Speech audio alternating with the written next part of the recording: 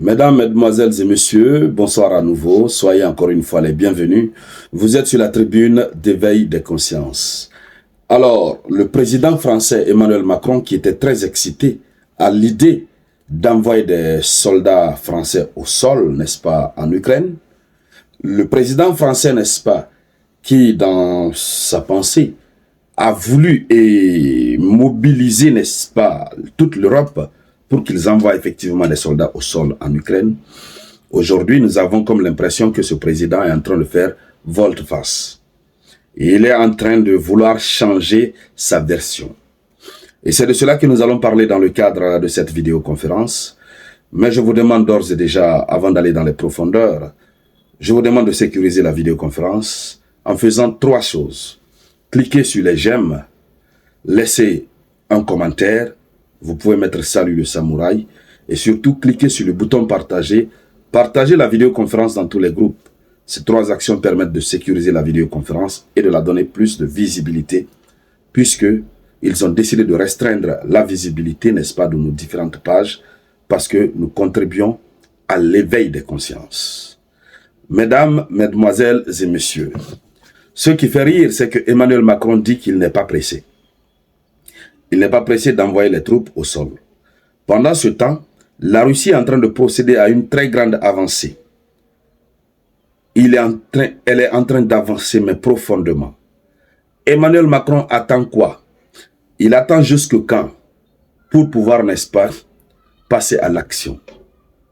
Alors, il avait posé il avait posé 2 conditions. Macron avait posé 2 conditions. Que si les 2 conditions étaient remplies, il allait envoyer ses troupes au sol. Ces 2 conditions ont été remplies. Nous allons le voir tout à l'heure. Ces 2 conditions sont remplies. Pourquoi jusque-là, il n'envoie pas ses troupes au sol? Première question. Mais l'autre des choses, c'est que Macron avait parlé de trêve, puisque nous savons qu'il y a un grand enjeu. Macron et son pays sont en train d'organiser la plus grande compétition mondiale, qu'on appelle les Jeux Olympiques de Paris, dont le lancement officiel aura lieu le 26 juillet 2024. Est-ce que c'est alors une stratégie pour Macron de retarder les choses pour faire en sorte que l'esprit de la Russie soit détourné, n'est-ce pas, de la France pour que la France puisse mettre en œuvre correctement les Jeux Olympiques et après quoi la France va se réveiller contre la Russie? Je ne sais pas si vous arrivez à comprendre. Je me demande, est-ce que ce n'est pas une simple stratégie pour Emmanuel Macron de faire en sorte que la Russie l'oublie? Puisqu'il y a des informations concordantes qui ont été remontées par les services de renseignement français qui alertent le régime de Macron et qui fait comprendre que les Jeux Olympiques sont sous une grande menace d'actes de terreau. On avait même vu Emmanuel Macron déléguer son ministre à la Défense. Ce dernier avait appelé le ministre de la Défense russe, Sergueï Shoigu. Les 2 avaient échangé au téléphone, mais ils ne se sont pas compris. L'objectif de l'appel, c'était évidemment comment aider la France et laisser la France en paix jusqu'à ce que la France finisse d'organiser les Jeux Olympiques. Mais ils ne s'étaient pas compris. Alors, allons-y dans les profondeurs. Merci encore une fois à toutes et à tous de partager la vidéoconférence au maximum. Partagez la vidéoconférence au maximum, s'il vous plaît. Voilà. Donc, les 2 conditions, n'est-ce pas, qu'il avait posées. La première condition qu'il avait posée, c'était une percée russe. Si la Russie perçait, c'est-à-dire dans les actions au front, si la Russie continuait vraiment à gagner du terrain, si la Russie continuait à percer, il allait envoyer ses troupes au sol. Et la deuxième condition, c'est la demande de l'Ukraine. Si l'Ukraine en fait la demande. Et nous le savons, la deuxième condition, elle est tout à fait naturelle. L'Ukraine ne cesse d'appeler à l'aide, quelle que soit la nature de l'aide. Même s'il faut venir au sol pour vraiment l'aider, il faut venir. Maintenant, lorsque nous revenons sur la première condition, les percées russes au front, nous avons déjà 2 grandes localités qui ont été, n'est-ce pas, récupérées par la Russie. Donc, après la déclaration de Macron, 2 grandes localités, n'est-ce pas, ont été récupérer. Je crois qu'il y a Avdiivka et puis il y a une autre localité dont je ne me remémore pas exactement, n'est-ce pas, du nom. Alors, donc, voici ce qui est en train de se passer. Toutes les conditions sont remplies, mais Macron dit qu'il n'est pas pressé. Alors, qu'est-ce que Macron attend?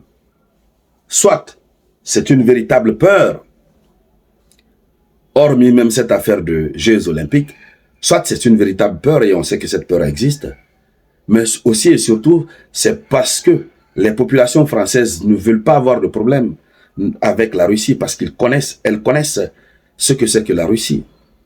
Soit, la première hypothèse qu'on avait dégagée, c'est une stratégie pour permettre à Macron de calmer les tensions, puisque nous apprenons que la Russie est prête. Et nous avons entendu Dmitri Peskov, le porte-parole du Kremlin, qui avait fait comprendre que la France n'était pas prête pour l'organisation des Jeux olympiques. Pendant que la France s'active, la France prépare tout et tout, la Russie avait annoncé que la France n'était pas prête. Et donc, la Russie sait de quoi elle parle. Alors, est-ce dans cette logique, Macron est en train de faire volte-face? Même hormis cet aspect, physiquement, les militaires qui iront savent que c'est un au revoir éternel. Quand ils diront au revoir à leur famille, c'est un au revoir éternel. Le vice-président de la Douma russe, je crois que c'est lui, oui, Tolstoï, il avait pris la parole. C'est lui qui avait annoncé en disant que si ces gens-là viennent au front en Ukraine, ce sont des cercueils qui vont se retourner avec le tricolore national. Il dit ça va être pathétique, mais c'est comme ça que ça va se passer. Donc, on sait déjà que, hormis même cette affaire de Jeux olympiques, la France, si elle s'hasarde, elle va se créer des ennuis. Alors, les journalistes devant lesquels Macron s'exprime, n'est-ce pas, beaucoup commencent à dire que Macron ne tient pas parole. Qu'il ne tient pas parole, il ne tient pas ses promesses. Et puisque d'ailleurs il avait dit qu'il allait partir en Ukraine, physiquement qu'il allait se rendre en Ukraine dans les prochaines semaines, il n'est jamais parti. Donc, bref, en conclusion, chères dames, chers messieurs, Emmanuel Macron dit qu'il n'est pas pressé. Alors, la question est de savoir, est-ce qu'effectivement il enverra les soldats au sol? Point d'interrogation. Donc, merci à toutes et à tous pour votre participation très remarquée à cette vidéoconférence. Merci pour vos partages. Pour tous ceux qui ne sont pas encore abonnés à cette page et qui sont en train de suivre la vidéoconférence, cliquez sur suivre pour vous abonner. Vous tous qui êtes là à suivre nos vidéos sur YouTube, cliquez sur la cloche, la petite cloche qui est là, la cloche de notification, activez cette cloche et pour ne plus rater nos vidéoconférences. Tous ceux qui ne sont pas encore abonnés à la chaîne, cliquez sur abonner et abonnez-vous. Voilà. Et pour tous ceux qui sont en train de nous suivre sur Facebook, allez-y sur YouTube. Si vous n'êtes pas encore abonné, allez-y sur YouTube. Mettez dans la barre de recherche le Samouraï Théa. Vous allez retrouver notre chaîne YouTube. Vous vous abonnez. Merci à toutes et à tous. Je vous reviens tout à l'heure avec de nouvelles actualités. C'était la voix de votre unique samouraï.